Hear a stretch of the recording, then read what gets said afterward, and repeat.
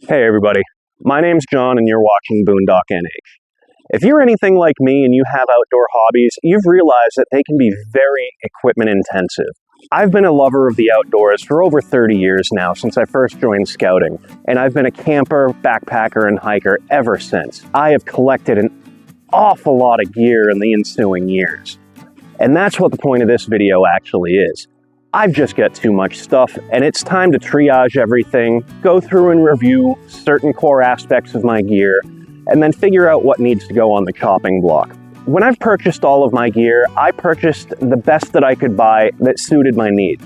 Now, instead of trying to nickel and dime and resell everything on Facebook Marketplace or Craigslist or eBay or stuff like that, I'm gonna go through my gear, and everything I decide to get rid of, I'm going to donate to one of the local Boy Scout troops. I'd like to pay it forward and help give some good equipment to some scouts that are just starting out on what hopefully will be lifelong journeys of enjoyment for them.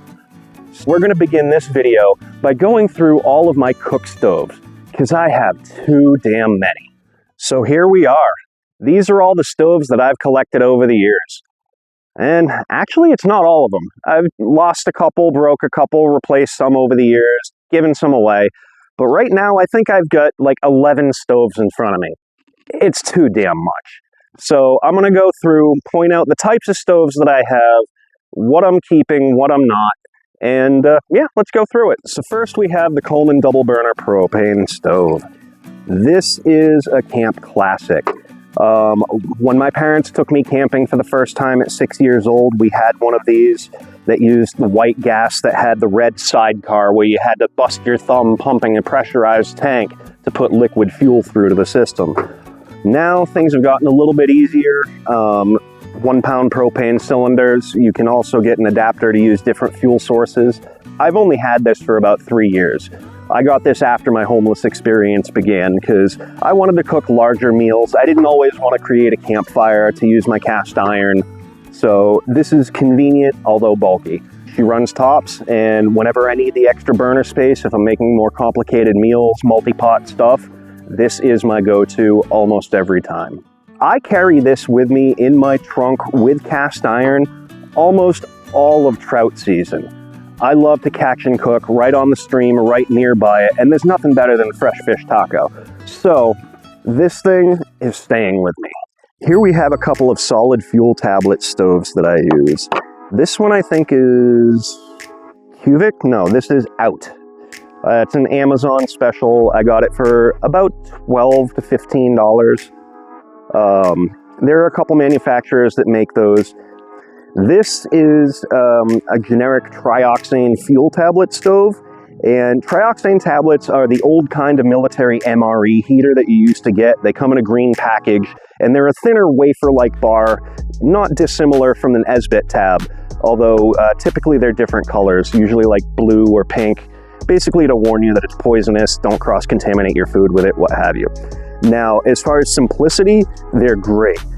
The tablets catch fire really quickly. They, depending on size, will burn for 10 to 15 minutes, which is enough to boil between 1 to 2 cups of water, depending on what your temperatures are, what the wind is like, etc. So for a quick and dirty, heat a cup of water on the go, if I'm like making tea on a trail or something like that, that's what I would use these for.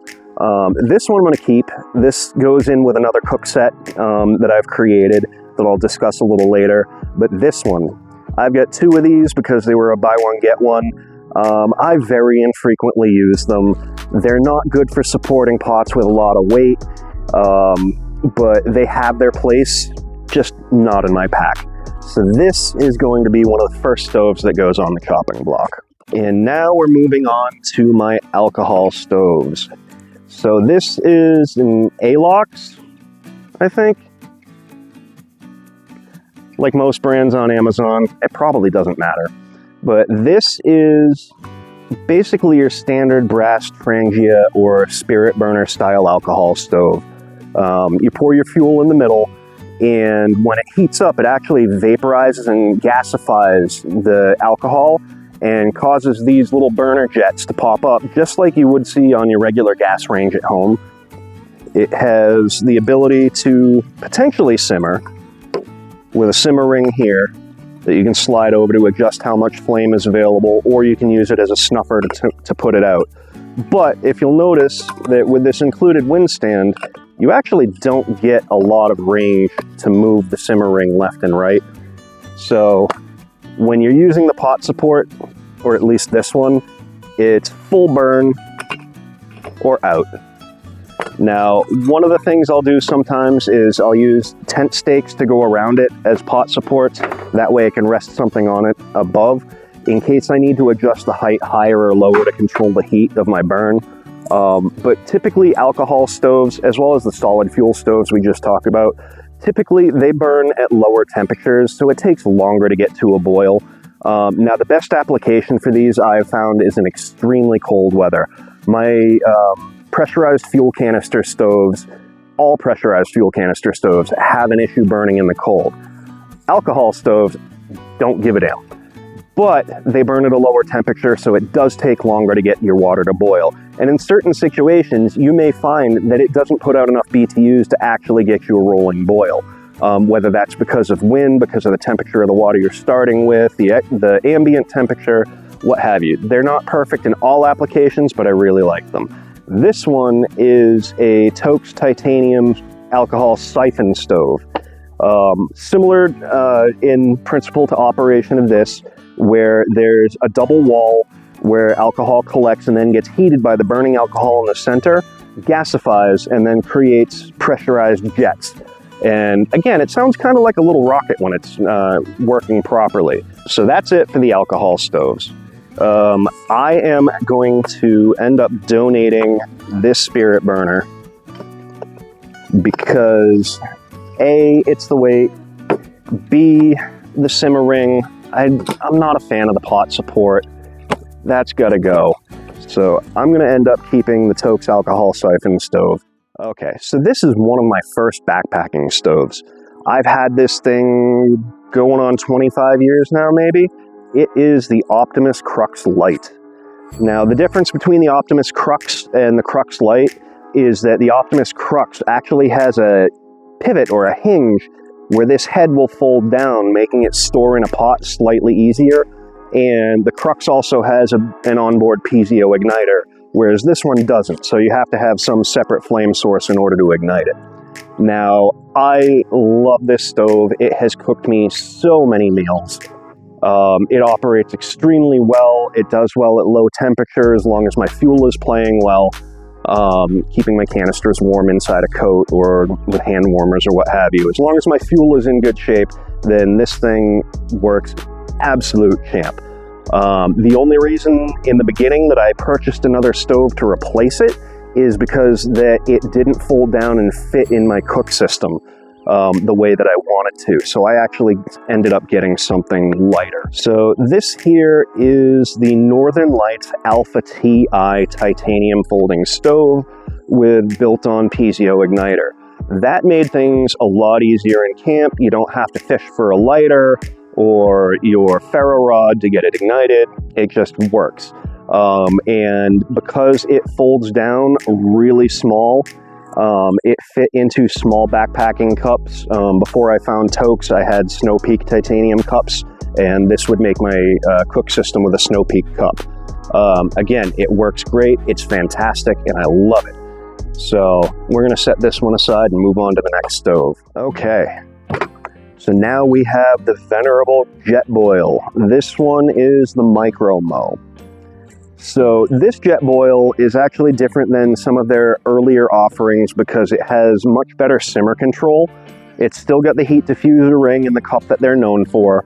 And this is, I think, like a 0.7 liter instead of their 1 liter cup. So it's a little bit more packable. The diameter's a little larger, I believe, and no, the diameter's the same, but the height at least is a little shorter. For car camping, I loved it. You're not going to find a faster way to boil water. However, it's time to put this one to rest. Now, there was a night that I was cooking dinner and not being attentive enough to my stove, and it was fairly windy. So the wind actually blew the flame over because I wasn't using a flame guard or a windbreak, and ended up melting the plastic cowling that goes all the way around the base here. and dripping flaming plastic on the forest floor. Gotta love it. But now it's not as stable as it used to be. If I filled this with water, I would be worried about a tip hazard and getting burned. Now, when I purchased this, the setup was about $130, including the price of the add-on pot support that I got, thinking that I would use the simmer feature and use some of my pots with it, but I ended up not using the simmer ring nearly as much. Because even when this wasn't damaged, it was still a little tippy, and so wider surface area pans, for example, were still a little too sketchy to cook on. But for quick boiling water, nothing beats it. But at this point, I'm not willing to pay the $65 that it costs to replace just this burner for a $120 setup. I'm going to give this whole cup and kit to somebody else that already has a different JetBoil system so that they have a spare cup. It's time to let this one go. So this here is a stove that a lot of you may recognize that has been absolute fire on the long distance backpacking scene for about the last 4 years. This is the BRS 3000T. It is 28 grams, I think. It's just under an ounce, so maybe 27 grams. It's been all the rage. I've been wanting to try it out, and I haven't really put it through its paces. I've fired it up, I've boiled a little bit of water with it, but I haven't taken it out on any trips yet. So I've got that. That's going to be a keeper to test out. At $15, I couldn't not purchase it because it's a hell of a lot better than spending another $65 to replace the burner here. And then one of my last gas fuel stoves actually came to me as a prize for winning a photo contest for Toaks Outdoors. Now, if you're not familiar with Toaks, they're a leading titanium manufacturer of cooking and camping goods for backpackers and hikers worldwide. For a long time, they've been manufacturing titanium components for other manufacturers' stoves.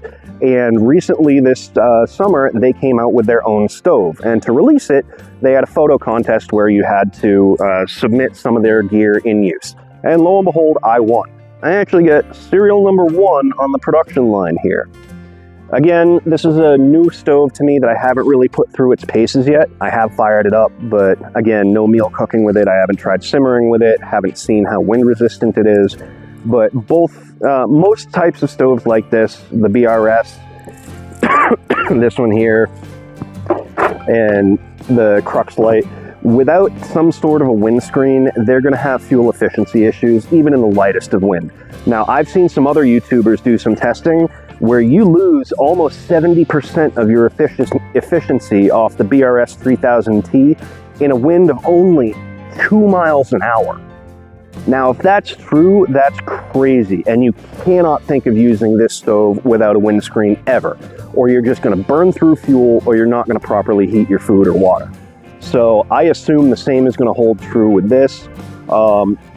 Now, the Crux Light, it burns like an afterburner, so it puts out enough BTUs. I really haven't had an issue with the wind because the flame is so aggressive and so close to the bottom of the pot. The way it blooms out, on larger pots, it has a chance to defuse and heat up the pot really good. The only problem I have with a burner this big is using really small cookware because it'll overheat the outsides of the pot and not the bottom. That's it for the gas fuel stoves. Now, we're going to move on to something a little different. Now, I don't know the brand of this stove, but this is a wood-burning tripod. So you could set this in the middle of your campfire if you don't feel like building a larger fire, put it in your fire ring rather. Or you can use this, and I do use this, at campsites that don't have an established fire ring and that I don't want to leave an established fire ring at. Again, leave no trace. But what this allows you to do is create a wood fire right here under the pot. And it allows 100% air circulation. So once you have your materials ignited, it's going to burn full bore until they're exhausted, which is fantastic if you are cooking or trying to boil larger amounts of water, like in this Toaks 1.5 liter pot with bail handle. Actually, I think that's the 1600 milliliter, so 1.6. But depending on the heat and the height of your fire, you can raise and lower this chain so that you can affect simmering or a more rapid boil closer to the fuel source. Again, it's a stove that I haven't had for terribly long. I've used it a few times, but haven't really put it through a bunch of solid testing. So that one I think we're gonna keep. And now finally, we've got the Toaks Titanium Small Twig Burning Stove. This thing I really like. I've used it on winter camping trips when my alcohol stove just wasn't putting out enough heat. It's very easy to find very small tinder and twigs. The fuel it takes, you're not using sticks any larger than your thumb. So pretty much any small twigs and leaf litter and stuff like that will be enough to get this going. And it puts out a lot of heat. I did end up adding titanium cross supports. These are from Toaks, but they were designed to fit their slightly larger wood burning stove. So I actually had to modify and cut notches in the crosses so that it properly lines up with this particular pot. So now I can use much smaller camping cups and know that they're not gonna fall through. Like, it is stable enough on its own with just the Toaks 750 milliliter or 550 milliliter pots, but I like that little bit of extra edge coverage because without it, the diameters are such a close match. You are only resting on the outer perimeter of this with that pot, and any little nudge or whatever, I'd worry about it coming off. And also, when I use a frying pan, these things make all the difference. Sometimes it can make it a little more difficult getting the fuel in, but I'll just lift the pot off, drop it straight down in the top. Now, there are times when I will use, getting a little windy. There are times when I'll use tent stakes. If it's windy or the terrain isn't uneven, or I'm gonna be doing like sauteing in a pan and I know I'm gonna be shifting my cookware a lot over it, I'll use tent stakes and hook the bottom corners of these little eyelets on two sides to prevent it from tipping over. And that has been working really well. I find that way is a very stable platform, and I have no issues even using my 6.5 inch cast iron on this thing for like cooking bacon and eggs for breakfast. I've found that with a full proper load of fuel, you get about 10 to 12 minutes of burn. And it's really consistent, just high flame heat. There's a lot of air circulation because it's got a double wall on the inside, and it does well for me. So I think that I'm going to be keeping this one. So let's take a look at all of the stoves I'll be getting rid of. Okay guys, so these are the first 4 stoves I'm going to let go. Actually 5, because I've got 2 of these. One of them's not with me and it's still brand new in package. But I just don't have enough use for these. I already have one other titanium solid fuel stove that's part of a different cook kit. So, but I remember using these as a kid. These were like one of my first packable camp stoves.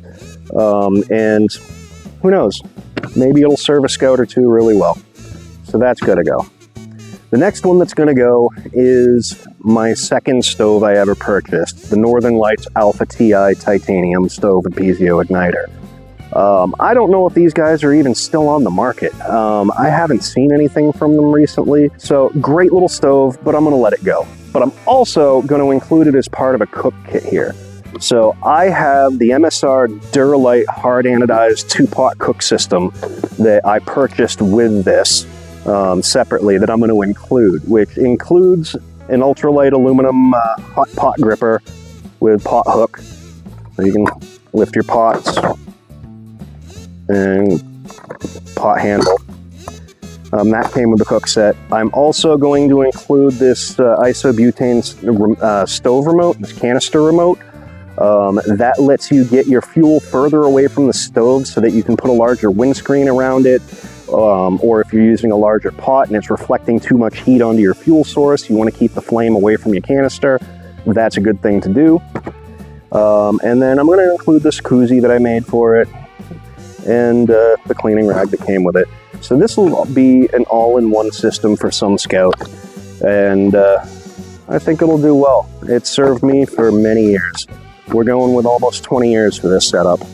So I'm going to be sad to see it go, but it's in great shape and it's got a lot of life left.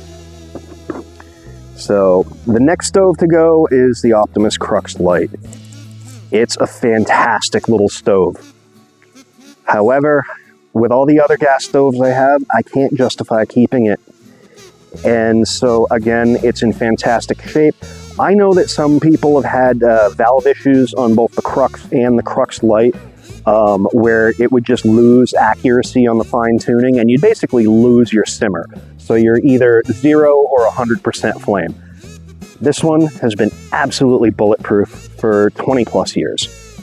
Sorry to see it go, but I hope it'll find a new lease on life. The last stove that I am letting go out of this collection today is going to be the Alox Spirit Burner / Trangia Brass Alcohol Burner with pot support. I ended up modifying this pot support so that it will fit tent pegs, both Y-shaped and round shepherd's hooks, as a larger pot support, because I found that stuff like my Taupe 750 milliliter is the same diameter as this, and it's just not stable at all. So hopefully the next user will be able to use this as a stable cook surface, instead of having to do something like putting janky cross supports on it to widen it up. Again, a good little system. It does have its uses. It's a bit heavier than what I would want to take with me backpacking, but for like cold weather car camping, it's done good when my JetBoil has been finicky. So I'm going to let this go, and I'm also going to let this Alox small cook pot go with it. I'm not sure what size it is. It's probably like, I don't know, 900 or 1100 milliliter. But the reason I like this and got it is because not only does it have the pour spout on it, but it also has a straining lid, which I don't know why it's so uncommon for other manufacturers like MSR and what have you not to put drain lids on your pots, but why? Like even Taupes, like they'll put some steam vent holes, but they could just as easily drill a couple holes in that lip for the covers for their larger pots and have a straining lid. That's what I intend to do on my own to mine, but after spending, you know, over $50 a pot on some titanium cookware, the last thing I want to do is have to take a drill to it. But if it increases its functionality, that's what I'm going to do. But that's one of the things that impressed me with this, and why I got it with the alcohol stove, not just because of the same brand and I'm OCD and need shit to match, but that feature right there is fantastic. This was a problem solver, but it's gotta go. So there we have it. Now, with these 4 stoves and cook kits gone, what was the number? 11, I think I started off with? All right, well, I still got a little bit more reducing to do, but for today, I think that's a good start.